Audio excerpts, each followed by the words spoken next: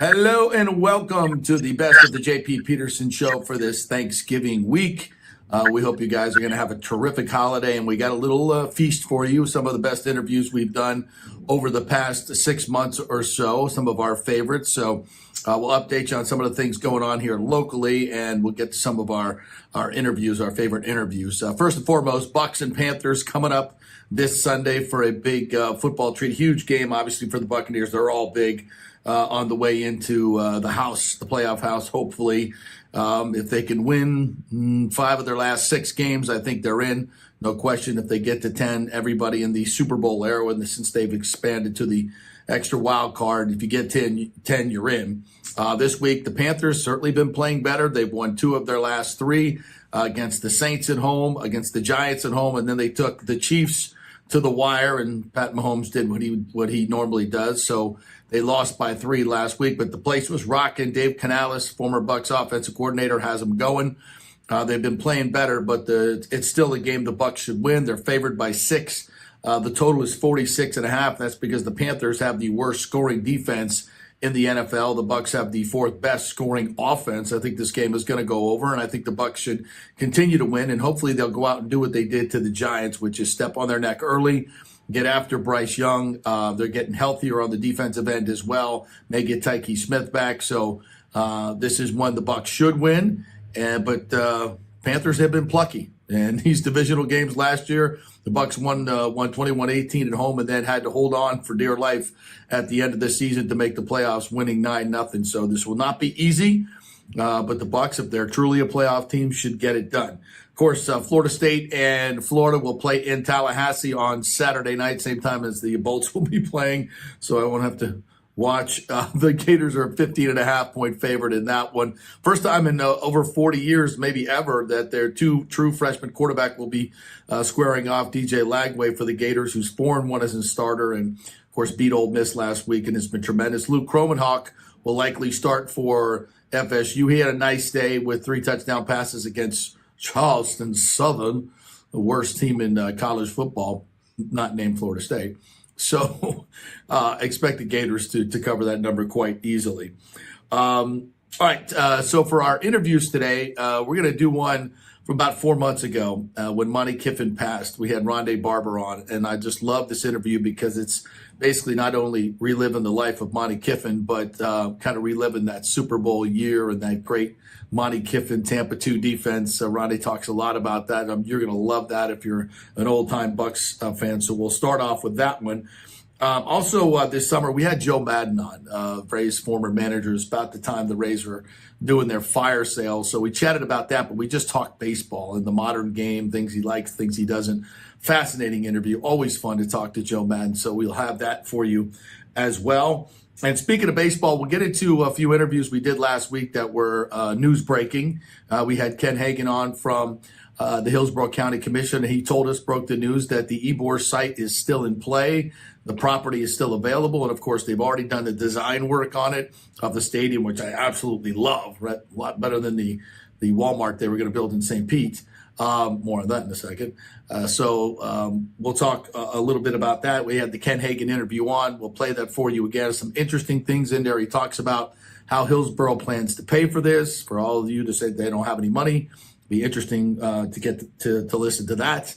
And some other really good nuggets in there from Ken Hagel on. And I'm just going to tell you this. I don't think Ken would be this aggressive. He had called a meeting this past week to have the mayor, Jane Castor, in, and all the key players to get something done, be ready to go if and when the deal goes kaput in St. Pete, and basically it is.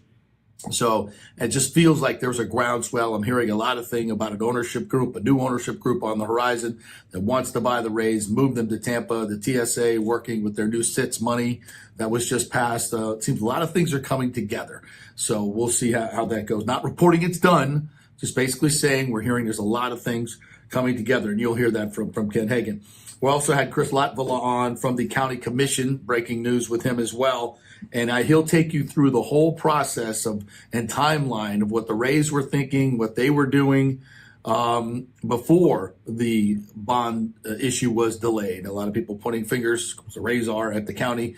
It was the Rays that have pulled out of all these things. And now a letter has been sent from the county to the Rays. They have to basically in writing say whether they're terminating his deal, which is what they've said in the media multiple times. And you got to get that in writing, because then that will probably negate any real estate claims that they would have in the real estate deal. The Rays don't want to do that. So their answer has been very ambiguous. I don't expect them to send a termination letter. They're probably going to play this out legally so they can get that real estate, which is criminal, really, when you think about it, in my opinion. So we'll have those interviews as well, which should kind of shine a little bit of light on what's been happening with that. So enjoy the interviews. I'll be back at the end to kind of wrap everything up, what's going on with the Rays moving forward. So enjoy these interviews on your Thanksgiving break. All right, well, let's bring in the Hall of Famer, the man, the myth. He is the great Rondé Barber on a bit of a somber day, but as I know you will, Rondé, we're going to celebrate the life of a man that was an absolute he was a treasure. He was a treasure and unique, one of one, icon, innovator, motivator, everything. Good morning to you, my friend. How are you? Yeah, good morning. All those things times 1,000, JP. It's impossible to put words on it that I'm sure everybody else has already said. You know, read a couple of articles last night, this morning, trying to encompass what Monty Kiffin was to, I mean, not just us, but to professional football, college football. Yeah. The guy was absolute legend, and he did it with such a big heart, JP. It's impossible for any of us that played for him to not feel the loss. He was family. You know, this league, this sport has seen a lot of great men come and go. I would dare to say there's none quite as unique as Monty Kiffin did. The manner in which he did his job for us and for, you know, all the teams that he coached for, but, you know, most specifically the Tampa Bay Buccaneers, it was special. It was special, and everybody around the league knows it. Well, before we get into the X's and O's of it, I want to touch on what you first mentioned and him as a human being. You know, it was kind of a velvet hammer, was it not? I mean, he would get after you guys. I was just telling the stories of just, you know, the most entertaining thing at training camp was just listening to Monty get after your ass. And right. And what was that like? Just knowing that he loved you so much and he would do anything for you and he had your back, but he was going to get after you. Well, it was the expectation that he set in front of us long before you guys ever saw us on the field. Yeah. And it was you know, the rules with which we lived by were staked firmly in the ground prior to any of us ever backpedaling, you know, going and making a hit or a tackle.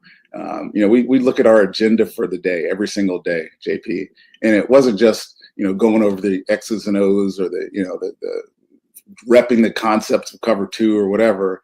It was, we're going to do key drill, we're going to do pursuit drill, we're going to do tackling drill, we're going to do the minutia so many times that by the time that we get to the aspects of our defense, we were already repped and prepared for what really mattered in the game, and that was hitting, tackling, and hustling. And the way that he did it, you know, it wasn't like putting his foot on our throat. He put it on us. He made those expectations our expectations, so that we went out there and chased them our own.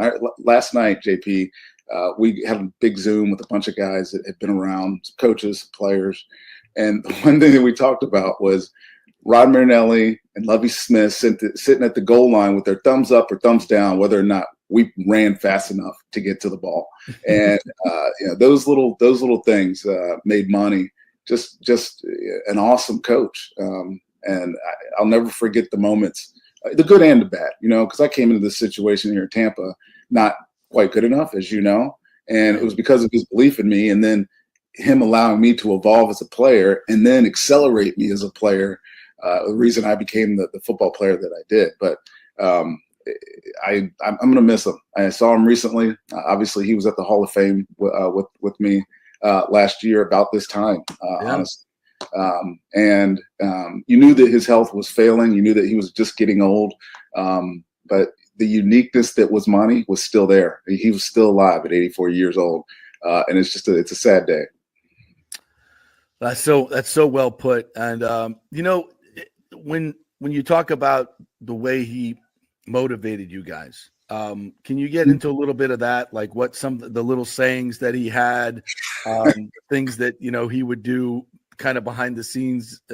Tell me a little bit about that. Yeah, you know what, Monty was, when you talk about leadership, and obviously we always talk about football leadership, we talk about the guys on the field, but leadership in our building was Monty, and it was unique. And I think there's I don't know who said it. It's probably Julius Caesar. It's an old quote. But when you're talking about leadership, it said you got to give them the bread, the X's and O's, all the stuff that they need to know, and the circuses. And Monty was an entertainment man. Yeah, he was funny. He was serious. He was smart as hell. Even though he would say, "This is insight." He was like, "Hey man, you know where I went to school, right?" And he was like, "Yeah, we know you went to Nebraska, Monty." And he goes, "Well, you know what that N on the helmet stands for, right?" And we were like, "No, Monty." He goes, "Stands for knowledge." Just give us quotes like that all the time, man.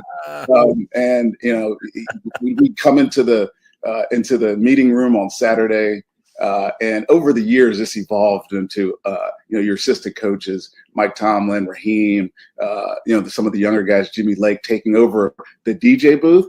But when Monty had the DJ booth, he would come in and I feel good. James Brown is playing, and he'd get up and start doing his little shimmy, and he gave us everything that we needed to be, not just robots on football field, right. Not just doing our jobs on the football field, but also, becoming, lively men, well-rounded, and that's what he was, and the consistency with which he came to work every single day, that energy, unparalleled, man. It's unparalleled.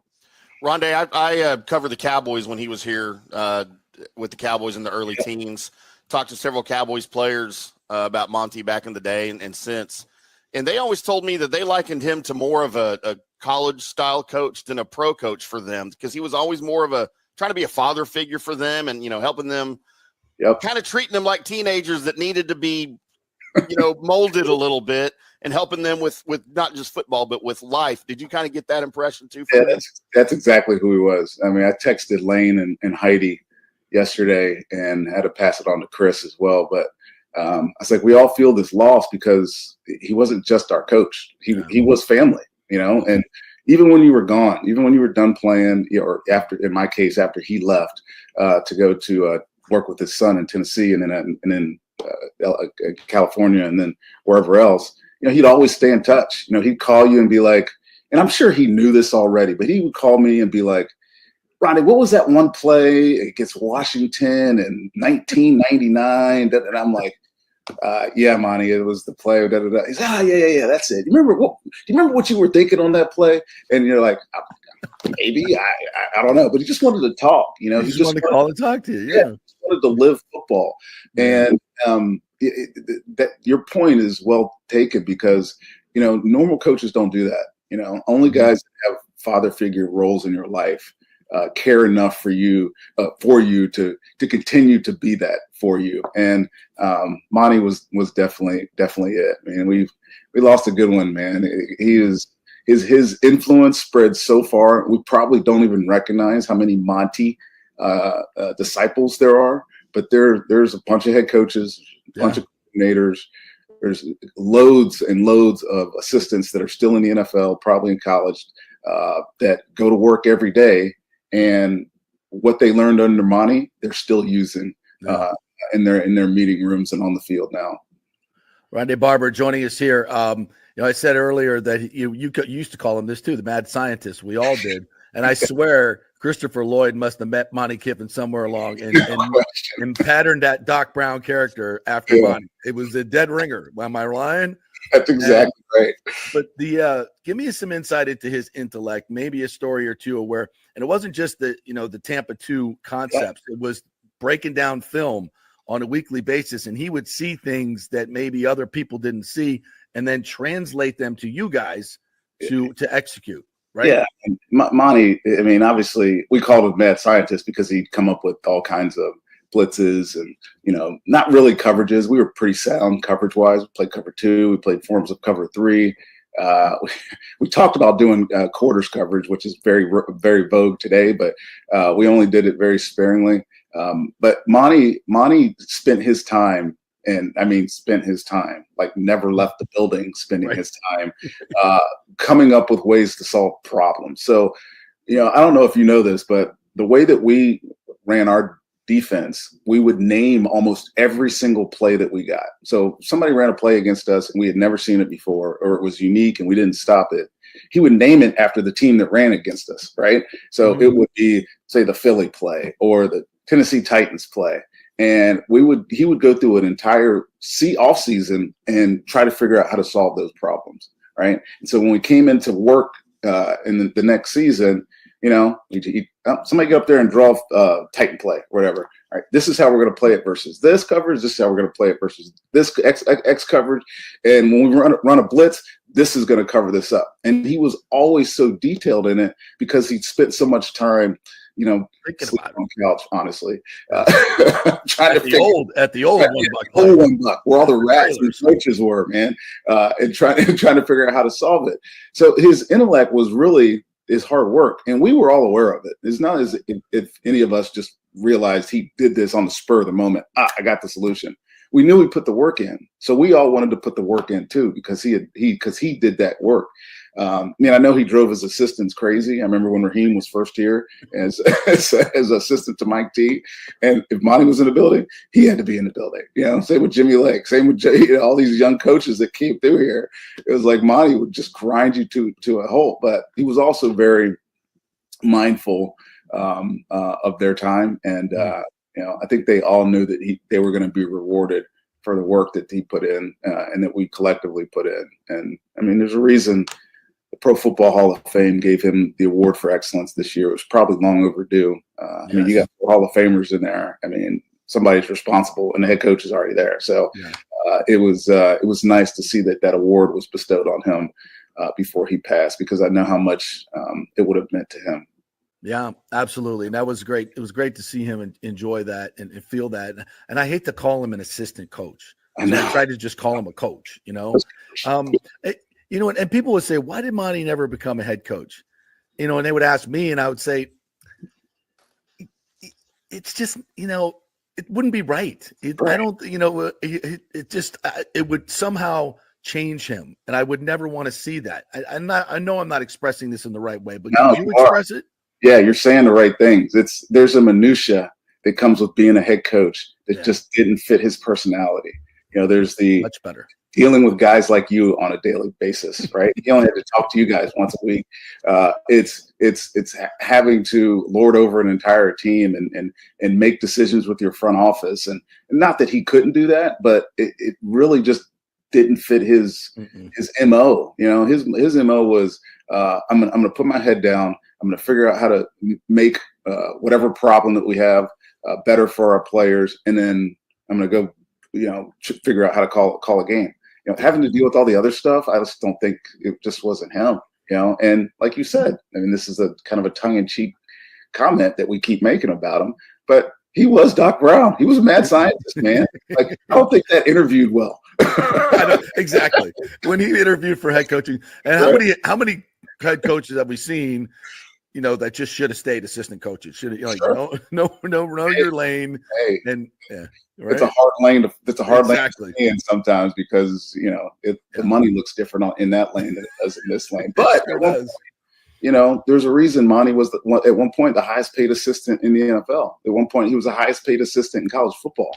The guy had an energy to him that I think redefined how you coach. And if anybody was ever around him as a coach, that's the bare minimum energy. Like, you better have more than that to be better than Monty Kiffin was. So he was special, man. And I think we're all realizing it as you hear and talk to more people about him. More and more of these types of stories will come out, and people will really understand what he was. He wasn't just Tampa 2 defense. Right. He was a lot more than that. I had an opportunity to talk to him again when he was here in Dallas about back when he was at Nebraska. He was there, of course, with Tom Osborne when the head coaching job became available. And it was between him and Tom. And, of course, Tom got picked, and he stayed on as the DC. And I remember asking him, I was with a couple of other reporters there. I was like, well, how do you think it'd have gone if you'd have taken over instead of Tom as the head coach? He's like, oh, Tom, wonderful. They did everything they could under him. Fine job, national championships. It was the right decision. And then as everybody's walking away, he looks at me. He kind of goes tongue in cheek. He goes, I don't want more titles. Well, he went to NC State. He was a head coach for 3 years there. Yeah. I can't remember what his record was. He always talks about it as, that was one of my average periods in life. But everybody knew how talented the dude was. It was just, it's hard to be a head coach. And obviously you go to Nebraska, especially then, you're going to win because you had all the talent in the world. Obviously, it's changed now. But 150 players on scholarship too. Exactly. The old days. Back in the Big 8 days, man. Exactly. Yeah. Do you have a couple just Monty stories that you could share? Yeah. I got so many Monty stories, man. Go ahead.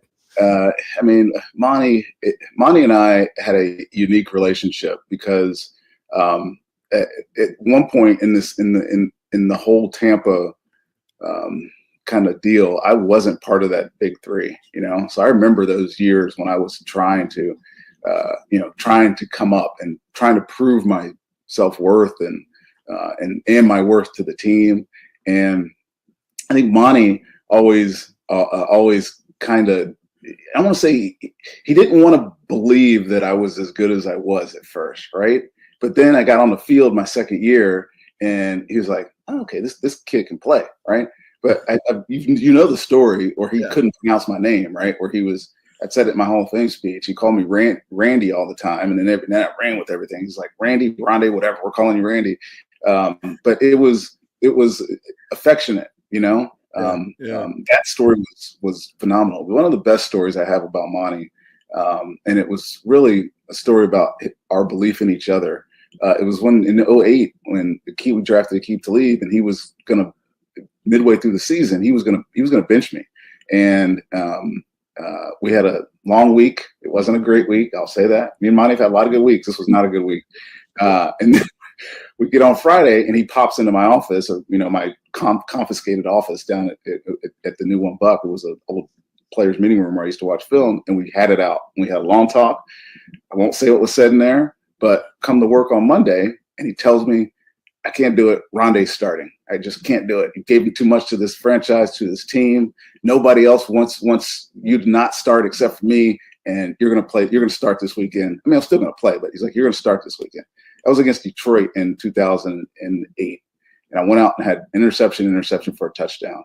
And I was telling these guys last night when I was talking to them, it was like, think about it. It was 2008, JP.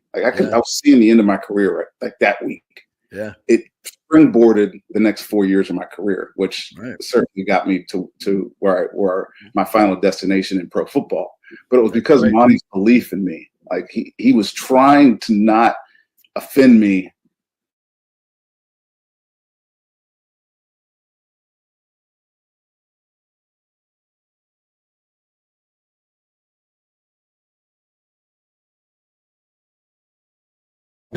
What I needed. And Monty Kiffin gave that to me. And I'm sure he didn't do that on purpose.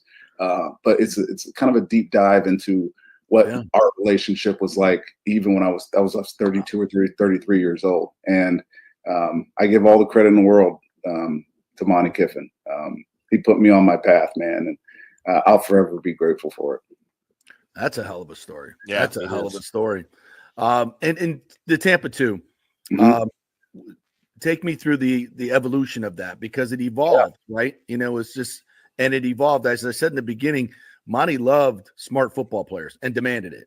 And I just went through the roster of your Super Bowl team, and that was the years leading up to. And I said, every one of those guys, football IQ off the freaking charts. Yes. So take us in the back room, how it evolved and how that, Monty's intelligence fed through your intelligence, the players, and it just became this like organic defense that could adjust to anything on the fly. Yeah, I'll try not to make this too long of an answer here, JP, because the evolution is significant. So, this defense started back in Pittsburgh in the 70s. And what was unique about Tampa 2 versus regular cover 2 is that you needed a middle linebacker. In our case, it was Hardy Nickerson. and then it was Shelton Quarles. Jamie Duncan was in there for a minute, but it was guys that had the athleticism to run through the middle of the field. So essentially, you had two high safeties. You also had a middle run-through player coming between those safeties that covered up the middle part of the field. So the deep middle was never occupied. So you do the math on that, and you're vacating the middle of the field with a middle linebacker. And so now you only have two underneath defenders. One was the Will linebacker, one was the Sam linebacker / the nickel. So the reason why Derek and I made so many plays is because we had to understand that there's a third guy missing there, and the two seam droppers, me and Derek, had to make all those underneath plays. And there's really only one way to do that, and that's to understand the concepts that are coming at you. That's why we named all our plays. That's why we had to have that like nonverbal communication about what was going to happen to us. So think about it in simple terms, right? In every offensive set, you can only have 5 releasers, right? You only have 5 releasers, whether it's tight ends, receivers, running backs, whatever. Wherever that third releaser vacated to, whatever side of the field, that was primarily where the quarterback was looking to go. You just had to know that, right? So if I'm the nickel back on the right side and a third receiver comes to my area, I have to work outwards towards that. And then the other seam defender, who only has 2 over here, has to start cheating that way. Yeah. And it was like this dance between the underneath linebackers or coverage guys, me and Derek, or Derek and the Sam linebacker, and we just perfected it. And then it evolved from there into like really jumping routes. That's why I had so many interceptions at nickel. That's why Derek had so many interceptions at will linebacker, because there was nothing you could give us that we hadn't already seen or had named or understood what was coming at us. And then we knew we were protected the whole time with the middle linebacker in the middle of the field. You had help, right? Right. 2 corners in the flat. That's what Tampa 2 became. But then we got really good at disguising Tampa 2 and running blitzes off of it. And quarterbacks going, what the hell is going on right now? It's like Rondé was supposed to be a seam dropper. Now he's blitzing through the A gap. The safety was supposed to be dropping into cover 2, and now Dexter Jackson's coming off the edge. It was a really neat to be in a defense that was simple enough for everybody to understand, but free enough where we could just kind of create whatever magic we needed to each particular week. And Monty was the architect of all that, and he let us be organic, like you said, and he let us go chase, making plays. There's a reason why we led the league in sacks, yardage allowed, interceptions, takeaways. Particular stat you want to name. At one point during that 10-year run, let's say, we were the best in the league at it, and it was pretty awesome to be a part of. Best defense ever. I know where your vote is. I think so. I mean, if you need greatness at each level to be considered the greatest of all time, we had it. And obviously we had a great head coach in Tony, and we had a great defensive coordinator in Monty. Both in the Hall of Fame. Lynch, you just put the numbers on it, and I would say that if we're not in the discussion, people are blinded by hubris. The name Tampa. Yes, it's yes. not. This is blinded by we know the prejudice towards the small market Tampa. Yes. I know all about that. And I think, and to wrap this up, Rondé, it comes back to trust, human connection between you and your coach and your player and your players. Yep. And it's that, I've seen it in these championship teams. It is family. I know it sounds a little trite and cliche, but it's just like family. It's like brothers. It's like that's your dad. You don't want to disappoint him, but you can yell at him and he can yell at you. And at the end, you're still going to love each other. But you're going to get the point across. The intensity is going to be there. And that's the secret sauce. That's the key to success. It comes down to relationships and trust. Well, people want to say on any particular Sunday, you have to be there for each other. But the reality is it's Monday after the game. It's the Tuesday, your off day. You're taking care of yourself. You're taking care not to put yourself in a position where we're no longer going to be able to help the team. Are you coming to work on Wednesday and learning and then grinding on that afternoon's practice, and Thursday to perfect it, and then Friday to tie a bow on it, and then take care of yourself Friday night before you go on the road or playing at home on Saturday in the hotel? We had that, and it was largely because Monty Kiffin like I said earlier, put that expectation on us. And there was no deviating. There was no excuses. There was no explanations. All you had to do was show up and do your job, and we would win. And he made it that simple. No excuses, no explanations. Show up and do your job, hustle and hit, and we will win. And we did. You know, Monty's a unique individual, man. I'll end with this, JP. The guy was 84 years old, and Peyton Manning texted me last night, and I told him the story. And I don't know if a lot of people knew this, but Monty was born in 1940. You know what 1940 was? A leap year. He was born on 1940 on February 29th. He died in a leap year. I did not know that. 2024. So technically, Monty was only 21 years old. Yeah. I only had 21. I told Peyton last night, I was like, only the good die young.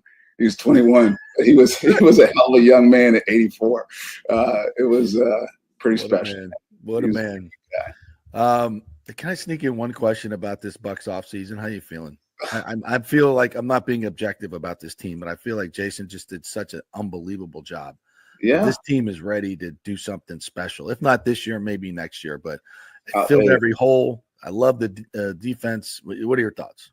Yeah, I mean, I'm probably not ready to answer all my Bucs questions because I haven't yet dove into to where the roster has developed yet. I mean, I will here probably next week, but I'll answer that question by saying something I've been saying all year, actually. And I didn't get this from Jason. I didn't get it from John or Mike Beal or Greeny or Jackie or all these other guys in the front office, Rob McCartney.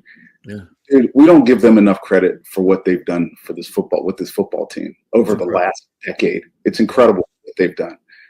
How they've remodeled, retweaked, added here, subtracted there at precisely the right time. Jason Light doesn't get nearly the credit he should for a team that he continues to put together. The winning team. We won 4 straight NFC South championships, and you can say all you want to about the South being weak. You still have to go out and win games when they matter, and they have. I feel good about this team just like I felt good about them last year. I love the energy that Baker brings. What I don't know is how good Liam Cohen is. I think he's a good player, or a good offensive coordinator. He made Baker a good player the latter part of his time in LA. Yeah, before he went to Kentucky for a year. And I think the offense will evolve even more under him. He's got great energy. I think they've made the right moves. Signing Mike back, getting Levante back, and most importantly, probably getting Jordan Whitehead back. I mean, for me, if you paid any attention to the Bucs 3 years ago, whenever I talked about the Bucs, I talked about Jordan Whitehead, dude. Yep. He is a hell of a football player. And adding him to Antoine, who is the best safety in football, by the way, I think solidifies that backfield. We need Zion to come along. He needs to turn into the player he looks like he should be. He had a great offseason. Watched some of their practice film. He had a great offseason. And I think we got better up front on the offensive line, man. Just bringing in Graham Barton, man. The guy's different. I mean, personality-wise, he's different. Physically, he's different. I think we all figured out that Luke Gedeke is a better offensive tackle than he was offensive guard. Much better. Those questions can just go out the window. People should just shut the hell up and say and just realize that he's a good player. I like where we're at. I like the running back we drafted. He's dynamic. He'll help us. Again, they made great moves. Jason Light does not get enough credit. They made. We were promised a boat parade if you got it all done, and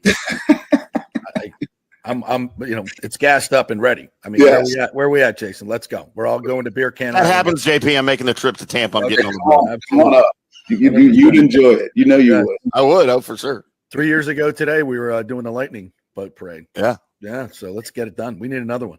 Rondé, thank you, man. I always appreciate you. Always there when I call you, especially in moments like this. And the tribute you just gave to that man was absolutely fantastic. We're going to spread it out over social media. You're a treasure. You are a treasure, my friend. And I thank you so much for all your support. You're the best. Thank you. I love being on with you, buddy. Love you, dude. Thanks, my brother. Love you. I love you, man.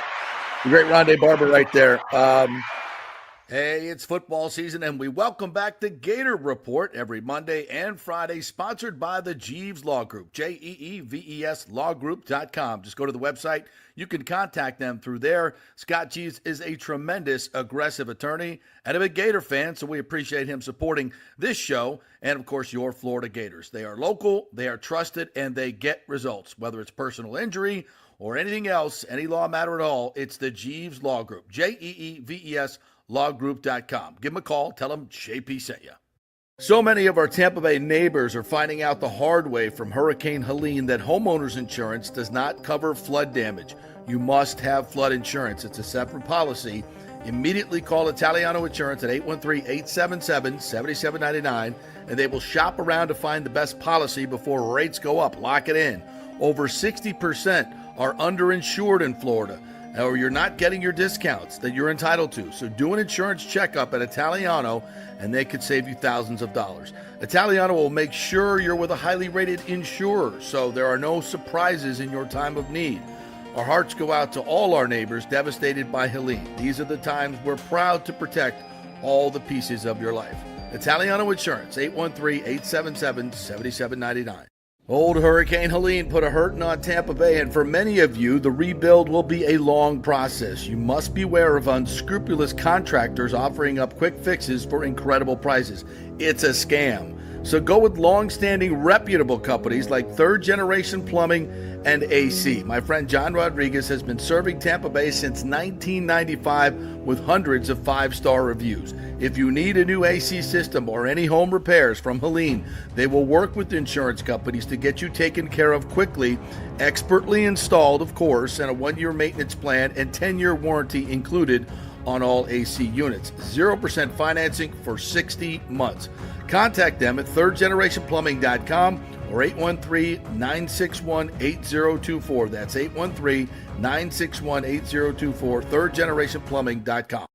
Ciao, Paolo Tini here, owner of Caffè Paradiso, one of South Tampa premier traditional Italian restaurant. We were recently voted number 3 on Open Table list of Tampa Bay's top 10 restaurants. We're very proud of that because we take great care of preparing each dish by hand with homemade sauces, pastas, only the freshest local ingredients.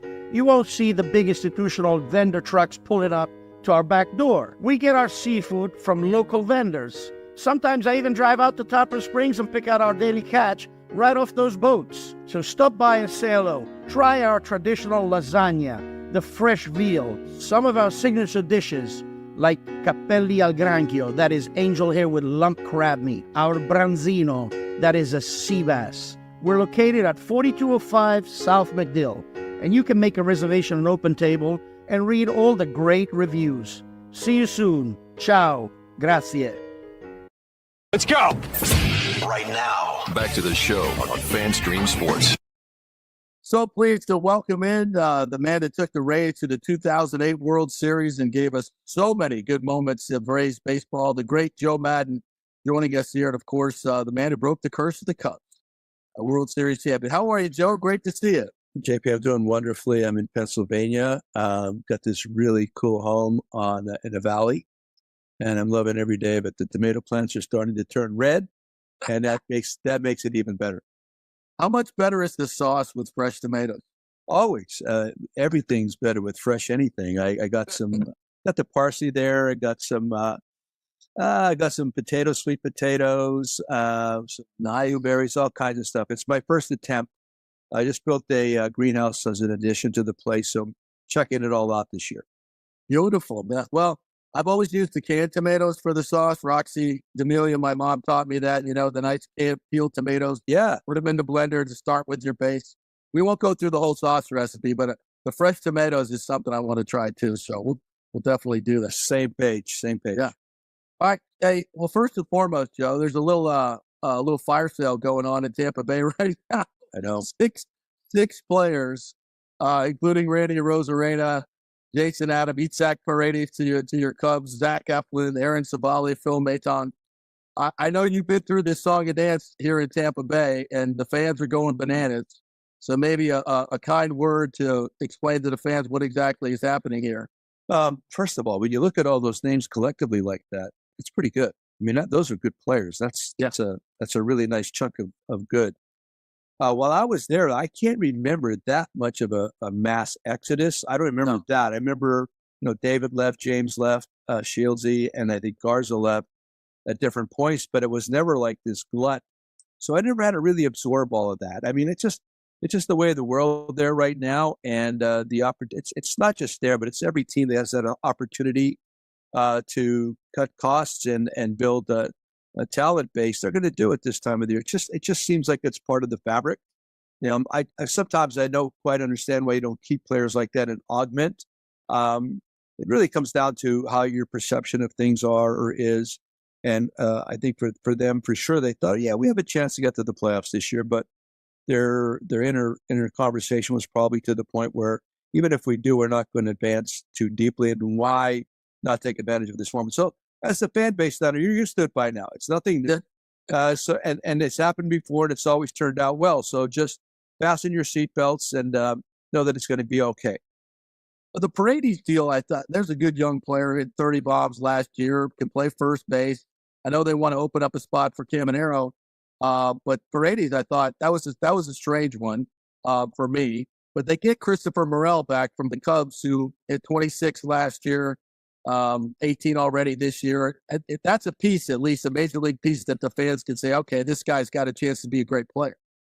He does. I mean, he's a great body, live body kind of a guy. Watching a little bit, he's a big swinger, which they all are these days, right? Everything's evaluated based on number of home runs. And I know how that plays in the slug and OPS, et cetera. But that's all you hear. I don't really know how good they are on defense. I don't know how good of base runners they are. I do have no idea about their instincts for the game. I mean, these are the kind of questions we would always ask in meetings when you're talking about upgrading or acquisition. It went beyond power. It's always about power. And when you talk about pitchers, it's always about how hard they throw and velocity and things of that nature. So listen, of course they're strong and they're young and they probably are going to hit a lot of home runs. And that's just the way the game's played right now. You got to put the ball in the seats. Although occasionally a team will show the ability to move the ball, create runs and whatever. And all of a sudden that becomes like very popular discussion for the day.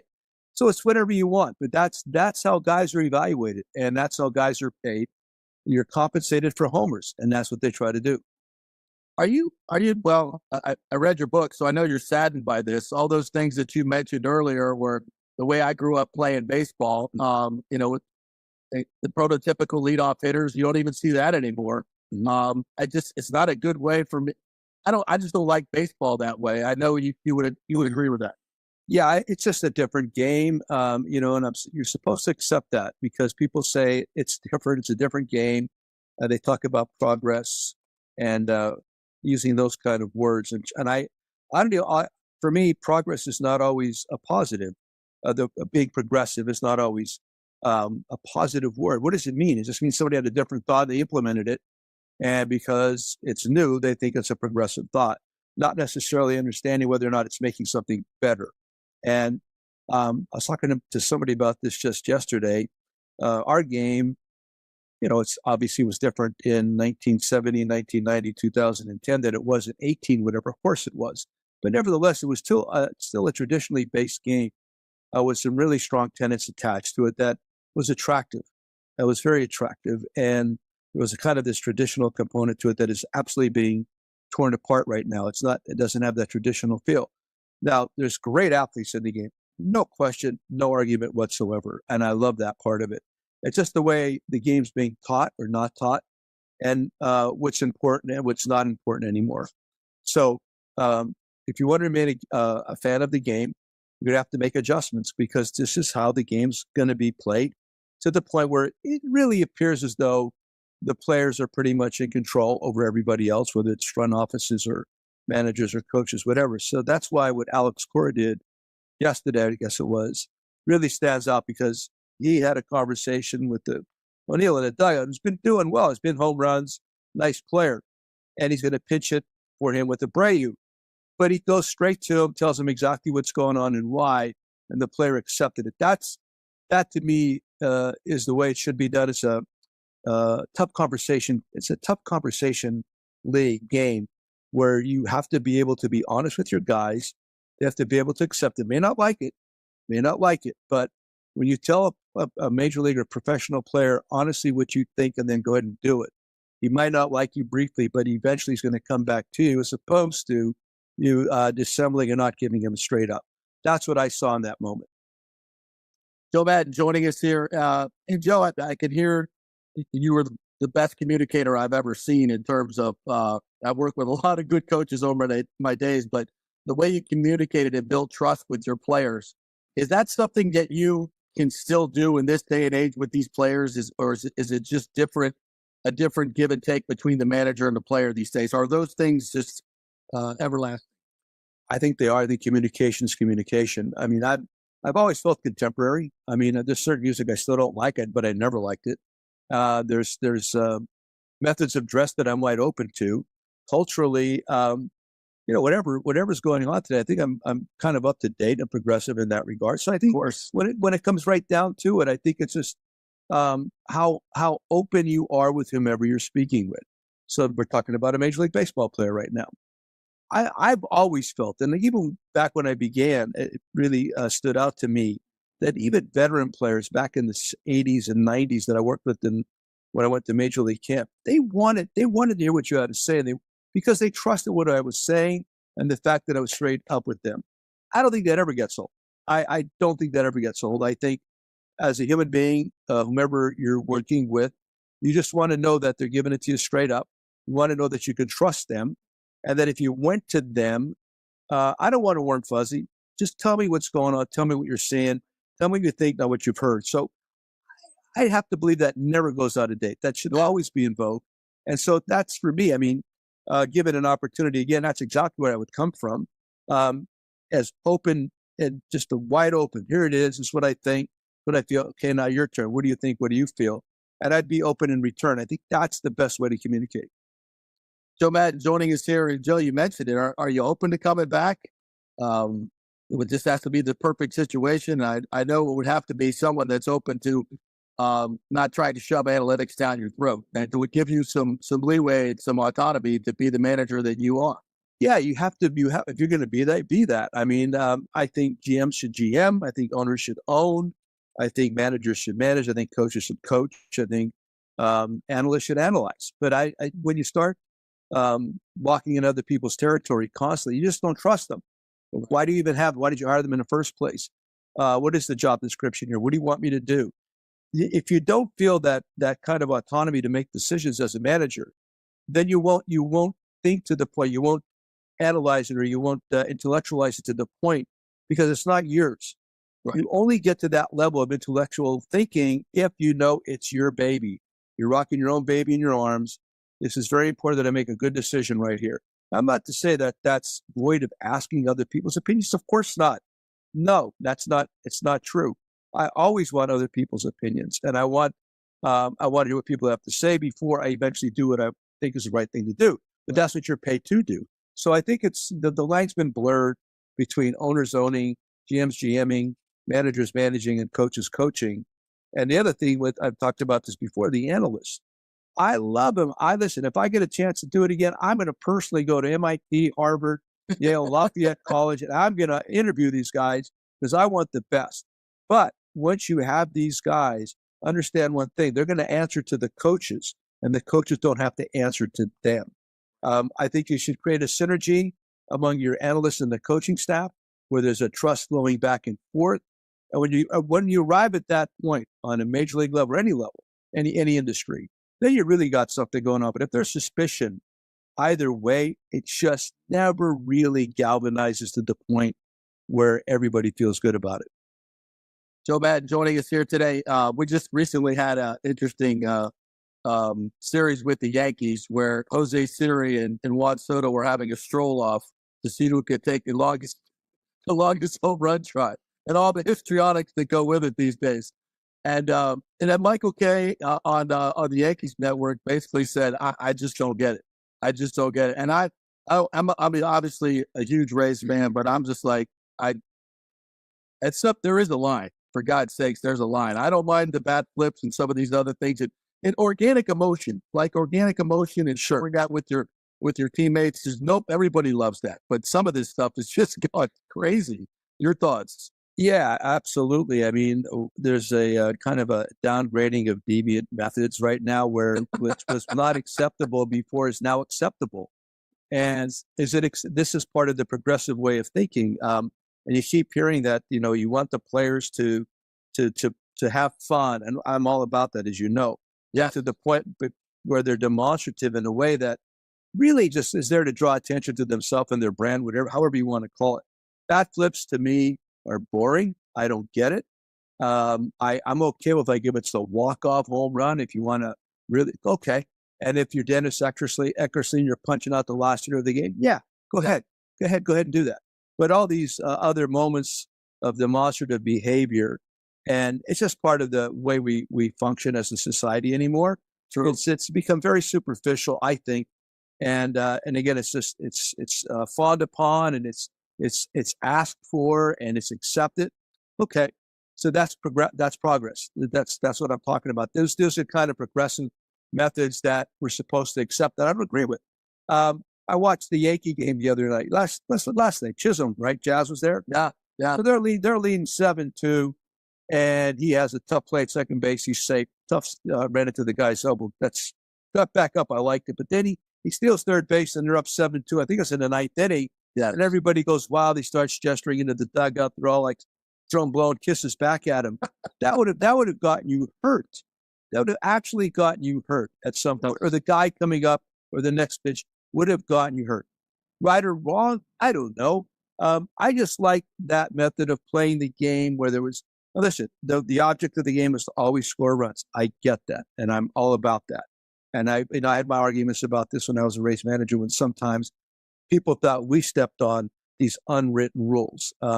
However, that was accepted to the point, and everybody's like blowing upon it. And then today I'm listening to the recap, and he had one hit, which was kind of an infield hit, and he stole a base, which was, they're up by 7-2, and there was nobody was holding him on, and nobody was covering third base. So this is the kind of the parts of the game right now that it just needs to be reeled in a little bit. Let's make it more real. Yeah, I agree. Joe Maddon joining us here. Joe, if I may, can we stroll down memory lane? Shrek 2007, and you see this team starting to come together, this Rays team, before you make it to the World Series. When did you know something was happening special, and what were some of the touch points that led to that magical season, and what followed all the playoff appearances after? Well, I tell you, weirdly, this doesn't stand out, but I thought was and I've said it 1,000 times, not 1,000, maybe 52 times before, when we acquired Danny Wheeler for Ty Wigginton. I love Ty Wigginton. He is such a wonderful teammate. But we traded him for Danny. I think it was to Houston, right? So Danny comes in, and not that Danny was lights out, but he was really good. Didn't throw hard. He was a pitcher. He made pitches. But what Danny did, he taught all those bullpen guys how to work and how to prepare for the day. Because we had a lot of kids at that time that were definitely on the entitlement program, and they just loved being major league players. They loved flying on chartered airlines. They loved nice hotels, meal money. They loved all that stuff, but they didn't love winning and didn't love how to win. So Danny came in and changed the culture. So even towards the end of that season, we played actually okay for a long time, but we weren't winning games because we couldn't close them down. Danny taught that group how to do that. And when they did, we started winning games at the end of 2007. So we went into 2008 with some momentum there internally. And I really believe that's one of the seminal moments in the shift of the franchises, is acquiring Danny Wheeler. And then that next off season, a couple things. New uniforms mattered. Changing the name mattered. And then on top of that, Percival, Cliff Floyd, and Eric Hinsky.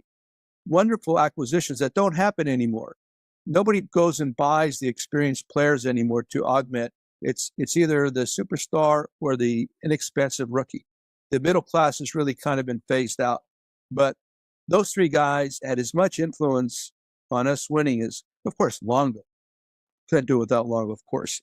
Garza, Jason, JB, Crawford. Absolutely. Carl and BJ and all these guys. Absolutely. But the glue, the gel right there that really made it work was those three guys and their impact they had in the clubhouse. That was very, very big and large. That was outstanding. So to me, Wheeler, and I guess I'm talking about a bunch of veterans that came in, and taught our younger players, this is how you do it, not like you've been doing it. And that was it. And I like even with the Cubbies when we got David Ross that offseason in 2015. Yeah. I talked to him on the phone. I parked my car. I was in Tampa. I was in my convertible, and we talked for a while. And I knew this is a difference maker, Mickey Montero, difference maker. So these are the kind of things when you're trying to win, really win. It's the fusion between the superstar, the real established good players, and these youngsters that you absolutely need to instill some a breath of fresh air. But who are the glue guys? Right. Don't forget the glue guys. Pay attention there. I really think that's what the Rays have been missing this year, and most recently they need those Floyd, the Percivals, those guys. Mm-hmm.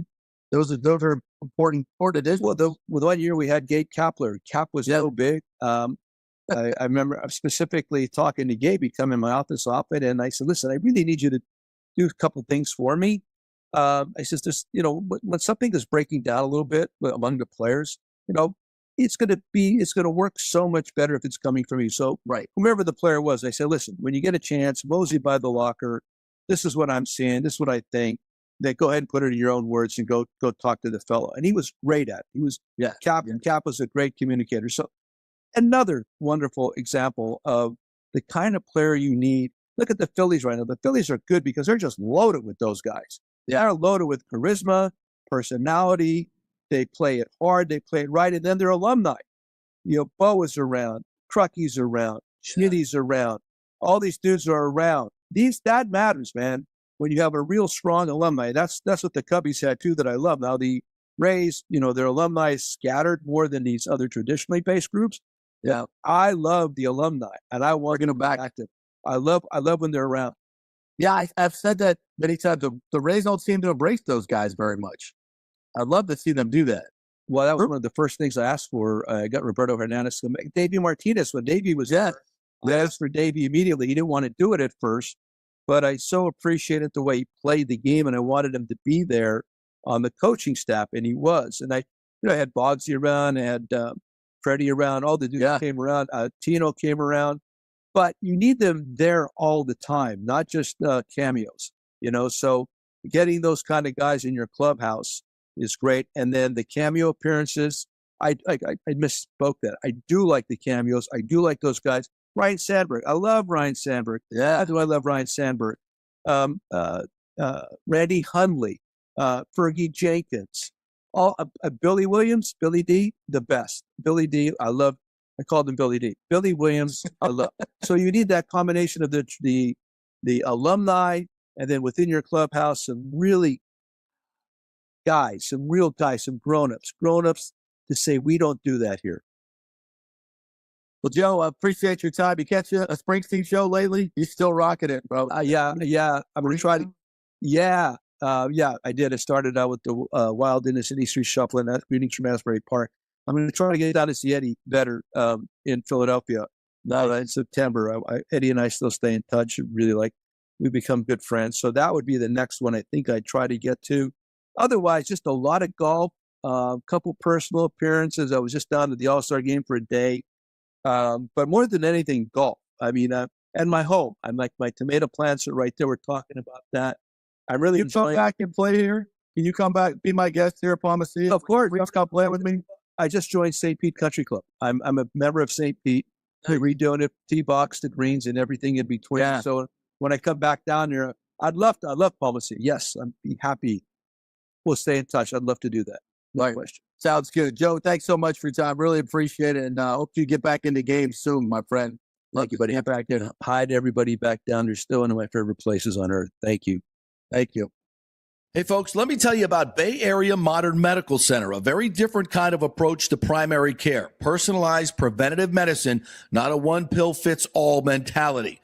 Christopher Lugo and his experienced medical staff are proactive in looking at issues before they become a problem, encouraging a healthy lifestyle with proper diet, supplements, and exercise to optimize your active lifestyle. Rather than the impersonal, rushed approach, you will be the only patient and will have our full attention. That's new. Getting old is inevitable, but feeling and looking old is avoidable. Bay Area Modern Medical Centers are experts in anti-aging regenerative medicine that optimizes your body's performance in many areas. So call for an appointment to get started on a journey back to full health and a happy life with a new, modern way of healthcare. Call 844-977-3477 or go to BAMMC.com. That's 844-977-3477 or BAMMC.com. Hey, JP here for the Gold and Diamond Source. There's been a lot of talk about lab-grown diamonds. Oh, they're just like the real thing. No, they're not. They're not the real thing. They're lab-grown. They're fake. You want to give your honey a fake diamond? Not a good way to start off the relationship, folks. Take my word for it. Get the real thing, and no place better to shop than the Gold and Diamond Source. And remember, if you shop anywhere else, you don't know if it's real. You don't know what you're buying. The Gold and Diamond Source has been in business for over 40 years. Julie and Steve Weintraub, great benefactors in our community. You know it's real. It's the only place to shop. And if you're planning to purchase for the holidays, don't forget to take advantage of our layaway offer at the Gold and Diamond Source. You can reserve your favorite piece now and pay in easy installments, making your holiday shopping stress-free. As always, we offer up to 5 years interest-free financing for just $84 a month when you finance $5,000. It's the only place to shop for the holidays. It's the Golden Diamond Source, 3800 Overton Road, always online at thegoldendiamondsource.com. Hey, Tampa Bay sports fans. This is two-time LPGA major champion Jane Geddes here. After winning the U.S. Open and 10 other LPGA events, I wanted to try something completely different. So I came right off the top turnbuckle and landed in the crazy world of WWE. And yes, you heard that right. That's WWE. Working for the Vince McMahon as the VP of Talent Relations for the company. Now, though, I want to work for you. Everything I've done in my life, I've done with incredible passion. And now I've turned my focus to leading the best real estate team in Tampa Bay, the Geddes Gordon Group with Keller Williams in South Tampa. If you're looking for a new home, an investment property, or looking to sell your current home, we will give you major championship level service. When you choose Geddes Gordon Group, you become part of our inner circle, like family. So if you're looking for a few golf tips or a golf course view, we're going to stripe it right down the fairway. Call me at 813-485-6808 or go to gettysgordongroup.com, or again, give me a ring at 813-485-6808. Let's go. Right now, back to the show on FanStream Sports. Wednesday. We thank you guys so much for joining us. We thank all of our sponsors, Bay Area Modern Medical Center, Italiano Insurance, the Golden Diamond Source, the Geddes Gordon Group for all your real estate needs, thirdgenerationplumbing.com. John Rodriguez, longtime baseball fan here in Tampa Bay. He would love to see that Tampa Stadium. And Cafe Paradiso, our good friend Palatini, he too would love to see. Alotini. No, Lutini. I bet our good friend Ken Hagen from the Hillsborough County Commission has been to Cafe Paradiso once or twice. Hopefully he's on the line. Ken, you there? He's ready to go. What's up, Ken? Yes, sir. How are you, my friend? Yes, sir. I'm doing well, buddy. How you been? Oh, man, up in it, man. I got to first say one thing, because you've been in politics for a long, long time. And I sat through a full commission meeting yesterday for the first time. And good Lord, my man, you don't get paid enough. How the hell do you sit through those things and all the public comments? Whatever they're paying you, it ain't enough. That's crazy stuff. That's an understatement. Certainly requires a lot of patience and a lot of alcoholic beverages, if you will. Kind of gets you.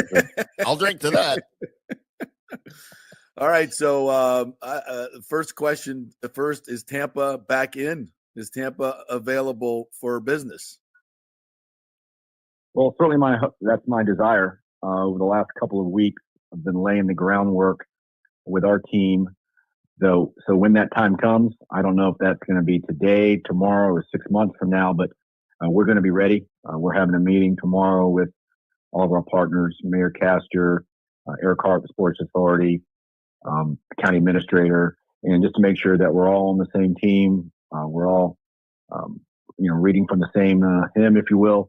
And so I'm ready for that day. But again, right now, I do need to stress our primary focus right now is to ensure a seamless transition from Tropicana Field to Steinbrenner Field this season, working very closely with the New York Yankees, with the Rays, and with Major League Baseball to make sure that, again, that's a smooth transition, not only for the team, but more importantly for our fans.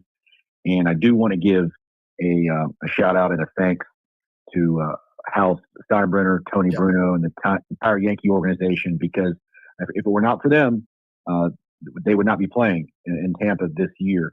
And so while Hillsborough County owns Steinbrenner Field, it's ultimately their decision. And they've been wonderful partners. And so I do want to thank them. But without a doubt, that's our primary focus right now. And a lot of work's going to end up going into that, particularly with the Sports Authority, with Eric Hart and his team.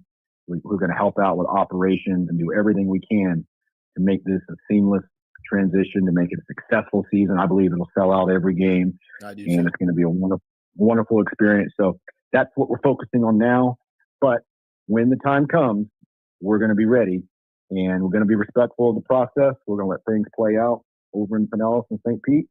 And should that opportunity come, we'll be ready. That's incredible stuff to hear that you guys are so proactive. And I think a lot of people in your constituents are happy to hear that. And I'm going to get back to Steinbrenner in a moment. We'll celebrate what's about to happen there, as I think it's really cool. But I want to get to the primary question that I get all the time. Does Hillsborough have any money? And I've fought this for so long. Everybody, it's a false narrative. I say it's a false narrative that has been promulgated by the Rays and the Times and everybody else.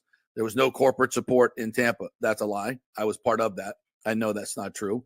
That there's no money over here. As you've said many times, there's no upfront money, huge bubble of upfront money that you can take like St. Pete did, but it's a pay-as-you-go type thing and a true public-private partnership where everybody benefits, unlike this terrible deal that they tried to execute in St. Pete and just falling apart. So the question to you is, does Tampa and Hillsborough County, with a willing partner that may not be Sue Sternberg, do you have the ability to make this happen and everybody says with the Bucs maybe knocking on your door in a few years as well? Well, there's a lot to cover there, but the number one, the devil is in the detail. The devil is in the details, which I've always said. Number two, I've always stated that first and foremost, we're going to protect the taxpayers. We're not going to offer something that it's a raw deal. And in our model, it is creative based. However, it is primarily driven by creating an entertainment district that's fee based by every beer, Coke, hot dog that's purchased. A portion goes toward the ballpark, similar model to Texas Rangers in Arlington. It would include, in all likelihood, creating a CDD where essentially the property owners are taxing themselves to go toward the facility. We'll be using tourist tax dollars that, again, have very limited uses. It cannot go toward schools or fire rescue or law enforcement. It has to be toward infrastructure, stadiums or marketing, and then ultimately creating a CRA, a community redevelopment area, where, again, those funds are limited to that particular area. And in our model, I guess the answer is we do not have the same upfront dollar capability and capacity as Pinellas. I admit that, always have. Mm-hmm. However, the offer that we made last year provided significantly more money than the offer in St. Pete. However, it did not include the same upfront money because, first and foremost, we're protecting the taxpayers, and it's you use the term pay-as-you-go, which is accurate. I like to use the term but for the development, we will not have the revenue streams. However, all the financial and economists that have been working on this model agree that when the ballpark is developed, the development is going to occur around it. It requires the team to put in more money up front and assume more of the risk on the front end. Right. But long term, they're going to make a hell of a lot more money. And so you have to have a willing and financially able partner to go with that model. And for whatever reason, both in 2019 and again last year, they essentially took your ball and went home and decided toward the St. Pete model. Although, by their own admission, they would earn significantly more money and be much more sustainable and profitable in Tampa in the long term. That's a great answer. So the answer is yes, you do have the money and the model that has worked in other places. And I think that's what's important here. It worked in Atlanta. It worked in Arlington. My co-host here, Tim, we've talked about this. It worked, right, Tim? And because there was a willing owner. Yes, because there was a willing owner, and both teams, or both parties, the city, the county, and the owner of the organization, whether it was Jerry Jones or Ray Davis with the Rangers, were able to come to an agreement, and it was sensible for both parties, and it worked. And it didn't take all of this back and forth and all of the what we have going on in Tampa right now. And as an outsider not living there, it's honestly a little maddening. I'll be honest. Well, it certainly doesn't need to take 14 plus years. No. And I spent several years ago, I had the opportunity to spend a day with the Braves CEO and toured not only the ballpark, but the Battery. And it was briefed on the entire process. And in a nutshell, they brokered that deal in 2 months. Yep. And 2.5 years later, they were playing ball. They tripled their tax base. You see the incredible development that occurred, but for or only because of the ballpark. Yeah. It's a similar model, but the team came forward with their money up front. Let's make this deal work. And they had a sense of urgency. And for most of the 14 years, up until the last several years, they really didn't share that sense of urgency to get something done. Now they do, without question. But if they would have had that same intensity and that same sense of urgency years ago, they'd already be playing in Ybor City. That's right.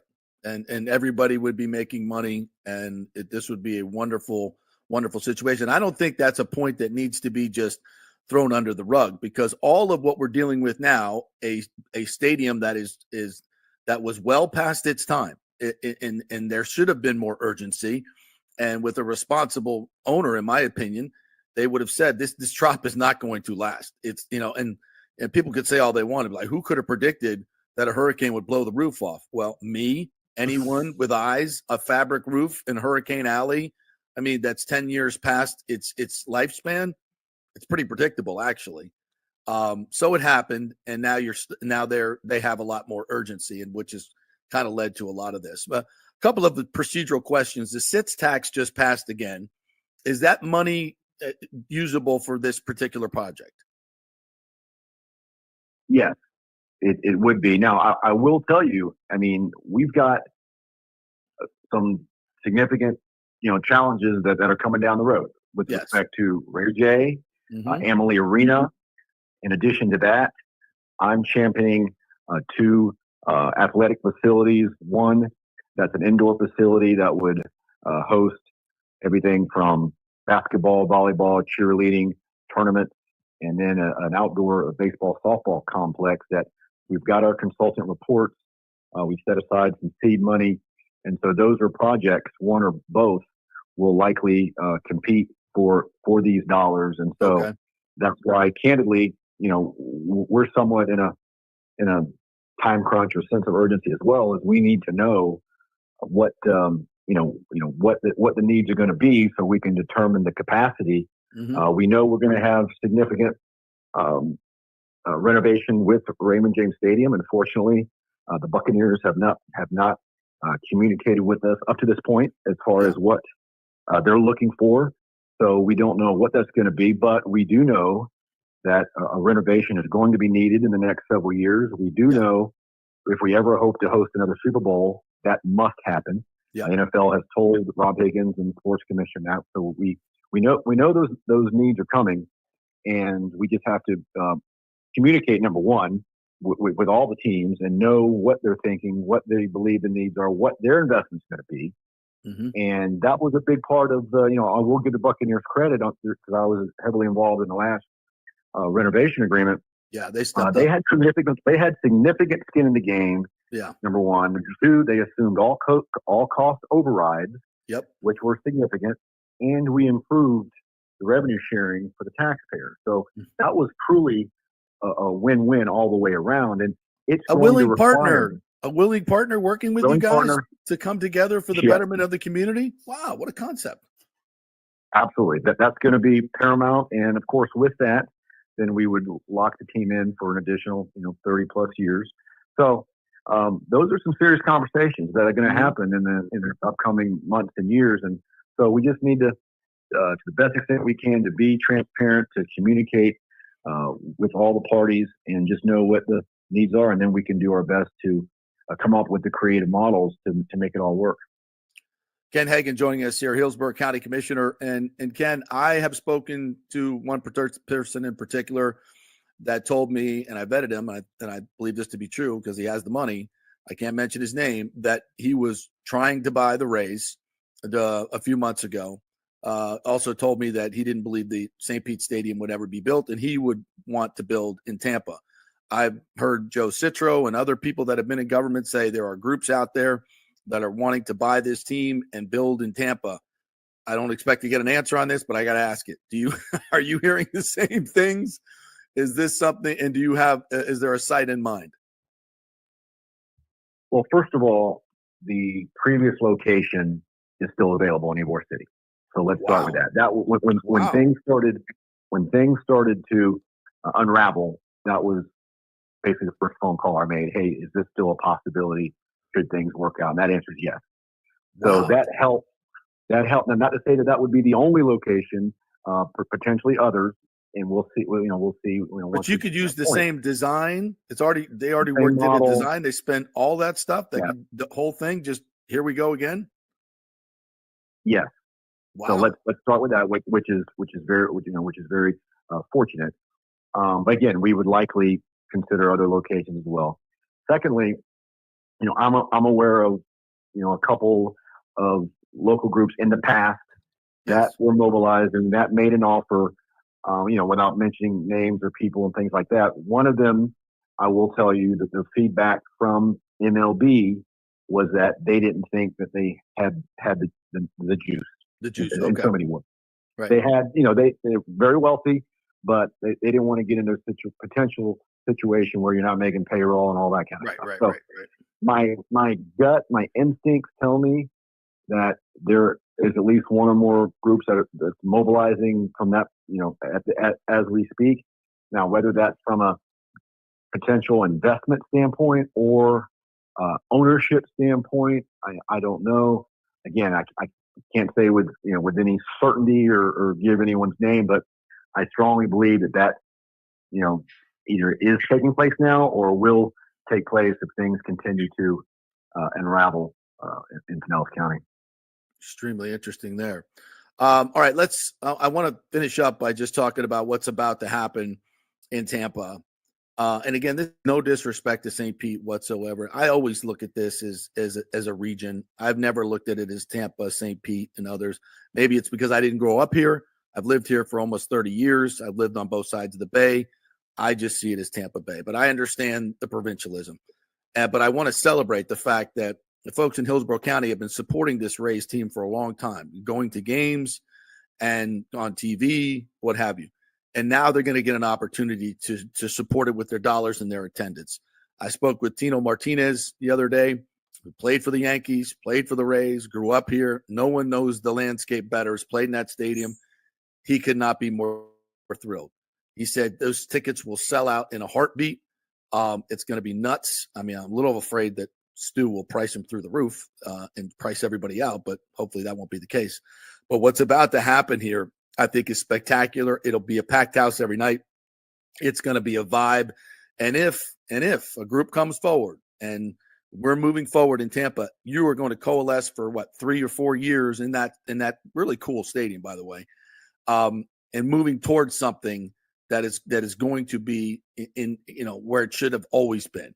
To me, this is such a great opportunity for the Rays. It's what's always should have happened, and this team can move forward. And I hope, no disrespect, but I hope it's going to be with a new local owner or someone that really, really has Tampa Bay's best interest in mind. I think this could be an absolute bigger than Tino's grand slam in the World Series home run. Your thoughts? Well, first of all, it's going to be a smashing success. I'm 100% to that. I played Not recently. In the last few months, I played golf with Tino, and growing up, we competed against each other. And great guy, and I know how strongly he wants the team to be on this side. I was with Fred McGriff just last night, and we were talking about it, and other athletes, Jason Romano, other local MLB stars that have shared similar sentiments.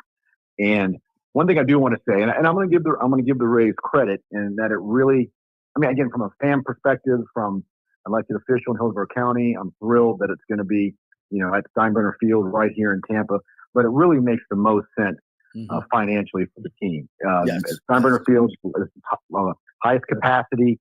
It's the most MLB ready of Dunedin and Clearwater, which are great ballparks. I go to a couple games a year, spring training games at those facilities. I love going over there.